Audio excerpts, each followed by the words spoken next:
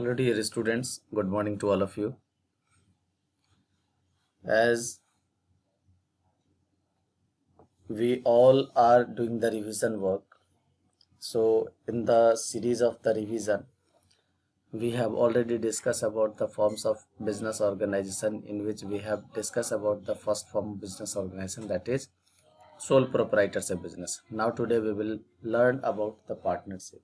So dear students, as we know that it is clear with its name that partnership means what?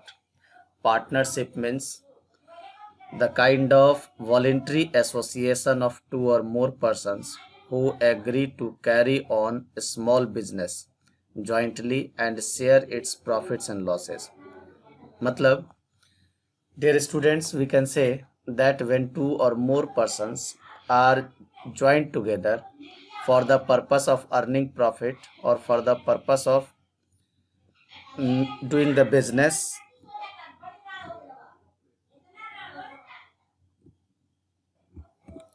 So dear students, according to the partnership term, at least two persons are required, and there is a term that if the business, we are talking about the business must be valid, because if the business is doing like invalid business or a kind of those business which cannot be stand before the law, then it cannot be said as it is the partnership. For example, suppose that A and B, these are two partners, these are two persons agree to do any kind of theft activity or selling any kind of the goods which are going to be stolen by them. And if they have make a kind of partnership to steal the goods and to steal the goods and sell it in the market, and the whatever the earning they are getting, they will distribute it equally. So it cannot be said as partnership, because partnership does not mean to do any kind of illegal activities, illegal business. So business must be valid, and the motive of the partners must be to earn and distribute the profit. It means there must be the motive to earn profit. It does not based on the distribution of providing services to the society. So dear students, it is clear with its definition that partnership is the voluntary association of two or more persons in which business is carried by all or any one of them, according to the Partnership Act 1932. Now, on the basis of the definition, we find some features of the partnership. So first is two or more persons. In partnership business, at least two persons are required, and maximum number of persons are in partnership is 10 in case of banking business, and in case of non-banking business it can be 20 according to the Partnership Act 1932, but with effect from but with effect of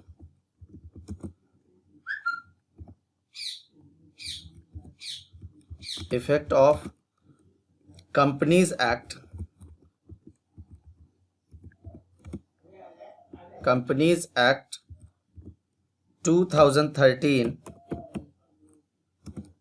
the maximum number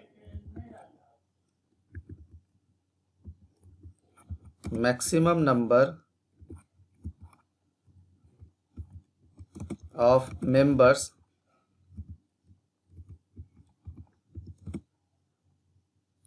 can be 50. So dear students, maximum number of members can be 50 according to Companies Act with effect of Companies Act 2013. So either it is banking company or it is banking firm or non-banking partnership. It will be 50 maximum number. Now the agreement It is an outcome of an agreement among the partners, which may be oral or written. It means whenever partnership business is going to be formed, there must be an agreement. And regarding the agreement in Partnership Act, it is clearly stated that it can be either in oral or in written form. If it is in oral form, then the Partnership Act 1932 rule will be followed, and if it is in written form, then the written agreement will be followed if any dispute arises. Now, lawful business, as I have already discussed, that the business must be lawful. It means it can be formed only for the purpose of carrying on the some lawful business. It does not include any kind of illegal activities or the business which cannot be stand before the law. Now the next feature is decision making and control.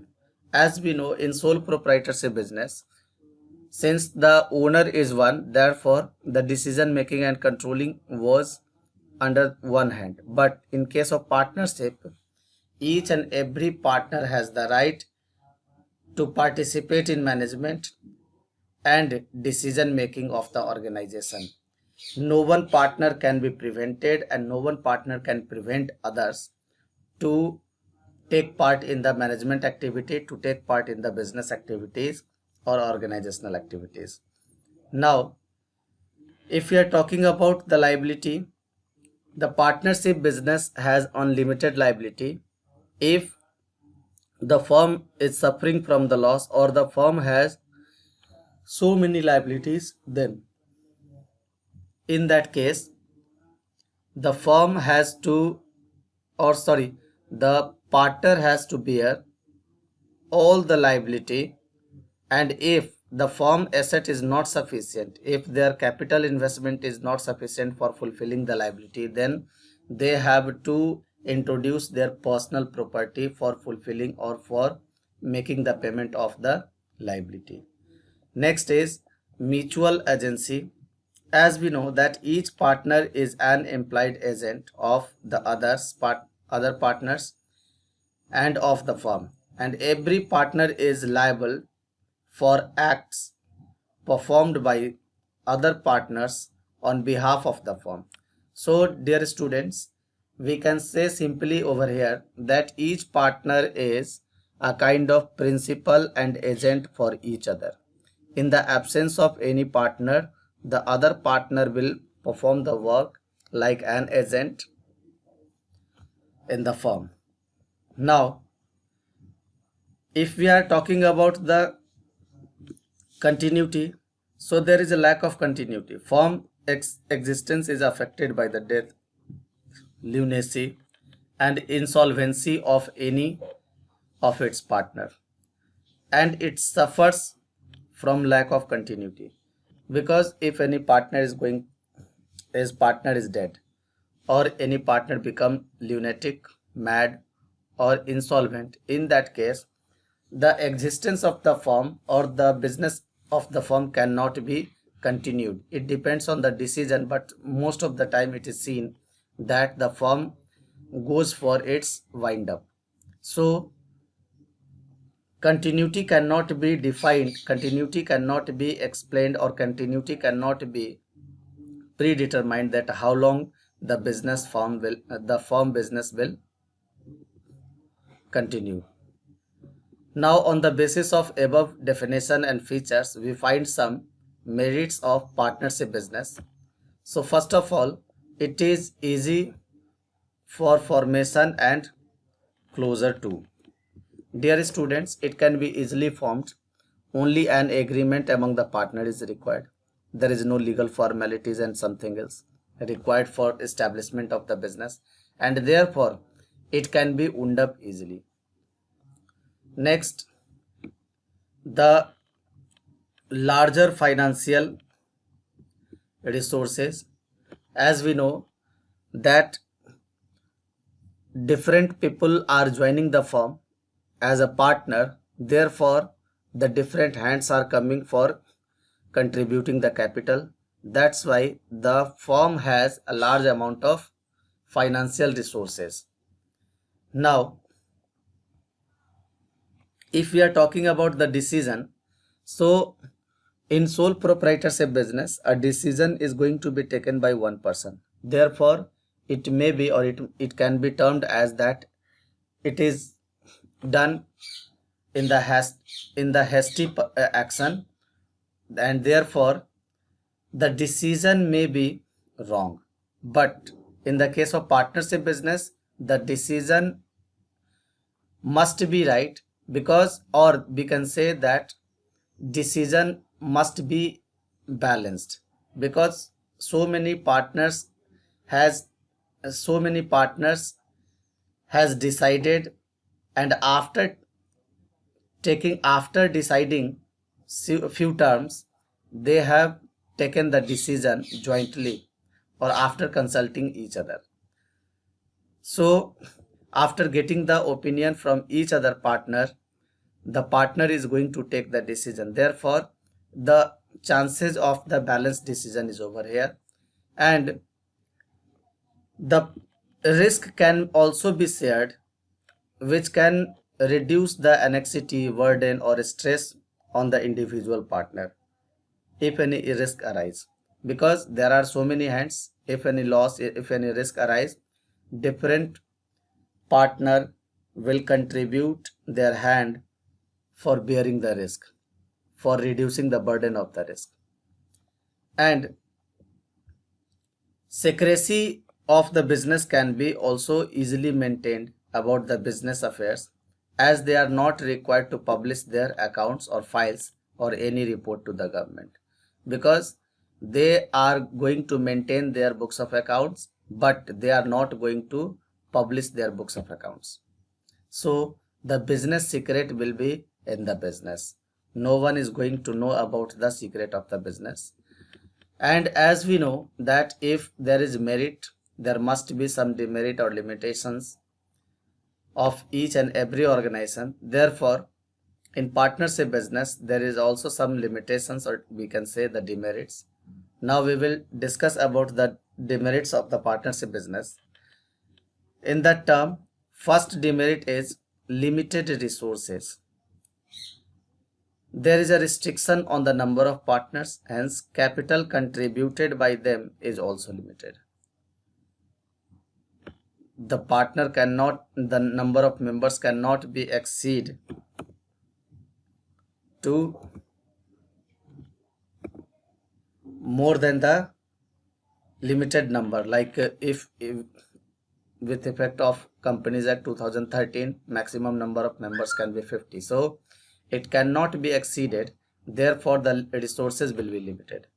Now, the liability is unlimited, as I have already discussed it in the features of partnership, that the liability of the partners are unlimited, and they are liable individually as well as jointly.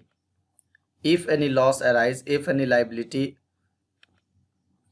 comes to the firm, then all the partners should have to bear it in the profit sharing ratio. And if their capital contribution is less, or if their capital contribution is not sufficient, then they will have to introduce their personal property for fulfilling that particular liability. And regarding this term, whether they are going to be declared as insolvent or not, it does not matter, but they have to fulfill the liability of the firm as far as it is possible. Now, lack of continuity, as we have already discussed, that the partnership business can be end at any time if the death or retirement or lunacy or insolvency of the partners occurred. So it is also a kind of drawback of the partnership business, that it can be wind up or it can be closed at any time if some term like death, retirement, and insolvency occurred in the partnership business. Now, next is lack of public confidence. Partnership firms are not required to publish their reports and accounts. Therefore, the public do not have any kind of confidence on that kind of business enterprise, so that they don't want to invest their money in the firm business. Now, if we are talking about the merits and demerits, now first of all we have to know about the types of partners too, because if we are studying the partnership, we must have to know about the types of partner, that how many types of partner can be in the business. So basically partners are going to be divided into 7 kinds. So basically partners are 6 types. First is general or active partner. It means those partner who are coming in the business, who are joining the business day to day, or who are engaged in business activities at daily basis. So this is known as general partner or active partners. Second is sleeping partner or dormant partner. Sleeping or dormant partner means the partner who does not take active part in the management of the firm. They have simply invested their money and they are ready to share profit and loss and unlimited liability. They are not going to take care of the business activity. They are not going to bother about the business transactions. Simply they have made their investments. Now next is secret partner. Secret partner means he participates in business secretly without disclosing his association with the firm to the general public. It means the person who is secret partner is not going to disclose about themselves that that person is related to any particular firm. Now the next term, that is nominal partner. So it denotes such kind of partner which only gives his name and goodwill to the firm. He neither invests money nor takes profit, but his liability is unlimited. Now, if we are talking about partner by estoppels, so he is the one who by his words or conduct gives impression to the outside world that he is a partner. It means if any person is declaring him or herself that that person is a kind of partner in that particular business, and due to his or her declaration the firm is going to be benefited, then that person will be assumed as the partner by estoppel or declaration. Now partner by holding out. So it declares that he is the one who is falsely declared partner of the firm, whereas actually he is not. So and even after becoming aware of it, he does not deny it. So his liability is unlimited towards the party who has dealt with the firm on the basis of this declaration. So basically, dear students, these are the 6 types of partners.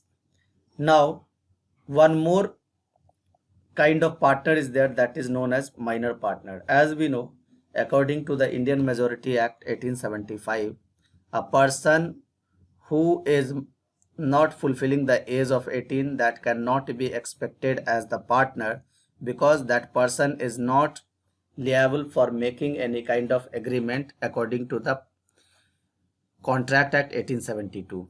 But according to Partnership Act 1932, it is mentioned that a privilege can be given to those people who are below the age of 18, and that can be admitted as the partner if that person is going to be admitted only for some benefits in the firm.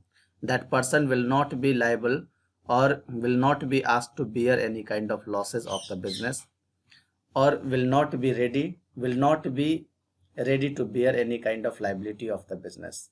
And if any liability arise, that his liability will be limited to the extent of the capital contributed by them, but not their personal property is going to be used in the business if the liability is greater than their capital contribution.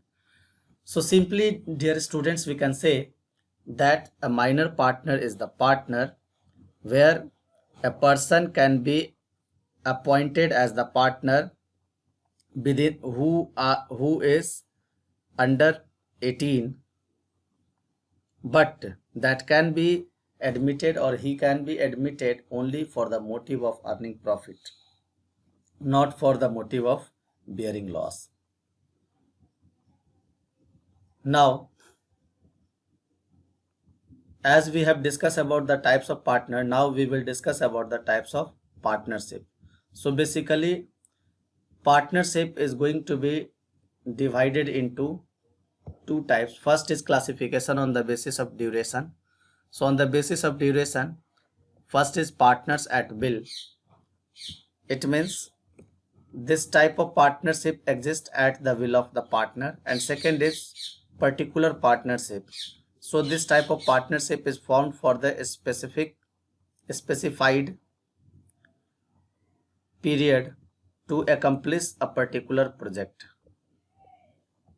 Okay, so in the partnership, a particular partnership, the partnership is going to be done or established for a certain period, like for 6 months, 2 months, 1 year, or a particular season, like seasonal partnership, for making the sales, or we can say making the purchase and sales of particular item in a season. Next is classification on the basis of liability. On the basis of liability, there are two types of partners. First is general partnership, in which liability of the partners is limited and joint. Registration of the firm is optional, but liability of the partners are unlimited. Liability of the partners are unlimited and joint, and registration of the firm is optional. Whereas in the case of limited liability partnership, it is under the body corporate of the company, where the liability of the partners will be limited. So the liability at least one partner is unlimited, whereas other partner will have the limited liability. But in case of general partnership, all the partners have their unlimited liability. Now the next term, that is partnership deed. So dear students, if we are talking about the partnership deed, simply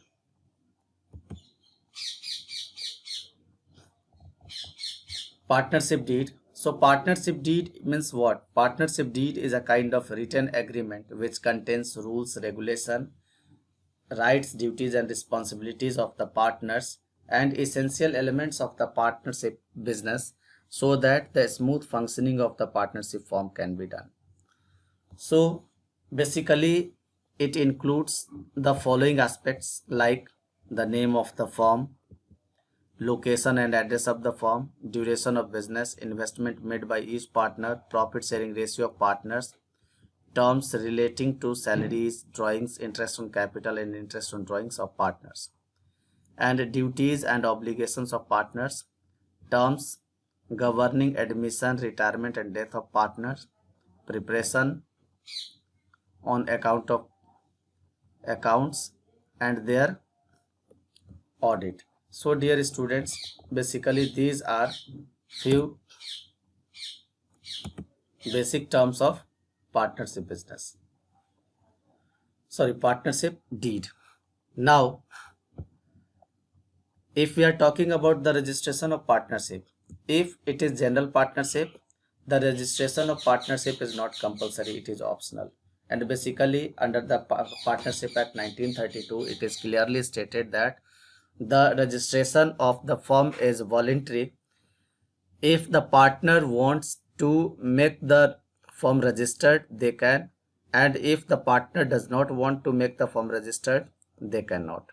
So it is completely voluntary. But in the case of voluntary registration or in the case of non-registration of the partnership firm, the following consequences will arise.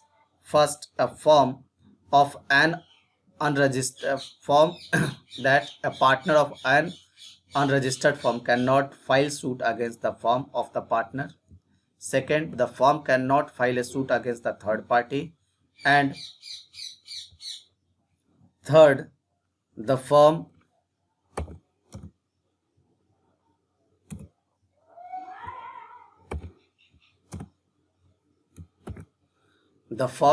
cannot file a case against its partner.